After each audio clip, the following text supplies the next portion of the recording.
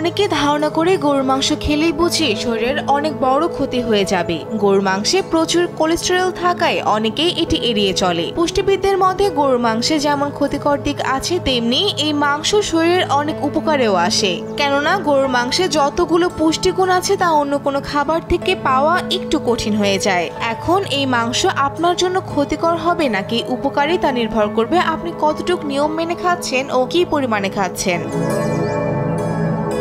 গরুর মাংসে রয়েছে আমাদের শরীরের জন্য প্রয়োজনীয় প্রোটিন, ভিটামিন, খনিজ উপাদান ও মিনারেলস যেমন জিঙ্ক, সেলেনিয়াম, ফসফরাস, আয়রন। আবার ভিটামিনের জন্য রয়েছে ভিটামিন B2, B3, B6 ও B12। আর এই উপাদানগুলো দেহের রোগ প্রতিরোধ ক্ষমতা বাড়ানোর সাথে সাথে দাঁত ও হাড়ের গঠনে ভূমিকা রাখে। শুধু তাই নয়, ত্বক, চুল ও নখের স্বাস্থ্য ভালো রাখে, শরীরের বৃদ্ধি ও বুদ্ধি বাড়াতে সাহায্য করে, ক্ষত নিরাময় ও দৃষ্টিশক্তি ভালো রাখে, অতিরিক্ত ক্লান্তি দূর করে শরীরকে কর্মোদ্যম রাখে।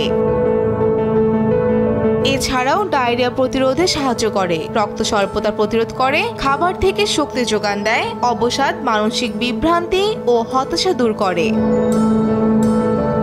গরুর মাংসে রয়েছে প্রচুর পরিমাণে প্রোটিন। মগজ ও কলিজায় প্রোটিন থাকলেও সেটার পরিমাণ কম, বরং এর বেশিরভাগ জুড়েই রয়েছে কোলেস্টেরল।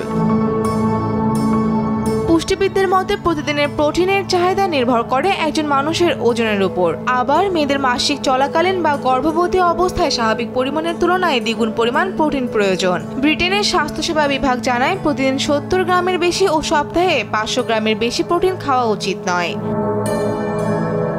কখনোই একদিন একটানা গরুর মাংস খাবেন না। পুষ্টিবিদদের মতে গরুর মাংসের নিরাপদ মাত্রা হলো সপ্তাহে 2 দিন।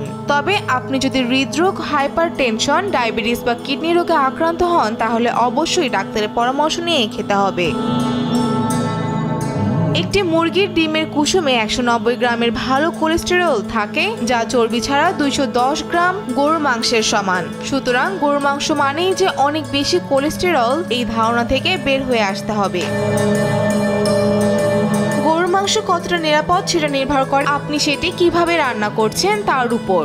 গরুর দুটি অংশে চর্বির পরিমাণ বেশি থাকে। একটি হলো গরুর পেছনের রানের উপরের ফুলা অংশের মাংস ও পেছনের দিকের উপরের অংশের মাংস। তবে মাংসের বাইরে যে চর্বি লেগে থাকে তা কেটে ফেলে দিলে কোলেস্টেরলের পরিমাণ অনেক অংশেই কমিয়ে আনা যায়। মাংস ভালো করে ধুয়ে পানিতে সেদ্ধ করলে চর্বির স্তর উপরে উঠে আসে। মাংস কিছুক্ষণ ফুটিয়ে ওঠার পর পানিটা ফেলে দিতে পারেন, কিন্তু মনে রাখতে হবে এতে মাংসে থাকা চর্বির পাশাপাশি ভিটামিন ও মিনারেলসও বেরিয়ে যায়। মাংসে থাকা ফ্যাট আরো কমাতে ভিনেগার, লেবুর রস বা টক দই দিয়ে রান্না করার পরামর্শ দিয়ে থাকেন পুষ্টিবিদেরা। গরুর মাংসে বেশি তেল ও মশলা দিয়ে কষিয়ে রান্না না করাই ভালো। এর থেকে ভালো ঝোল ঝোল করে রান্না করা ও খাবার সময় ঝোল এড়িয়ে খাওয়াই ভালো। এছাড়াও গরুর মাংস গ্রিল করে খেলে চর্বি অনেকটাই কমে যায়। ফৌজিয়া ফারিহা, দেশ টিভি, ঢাকা।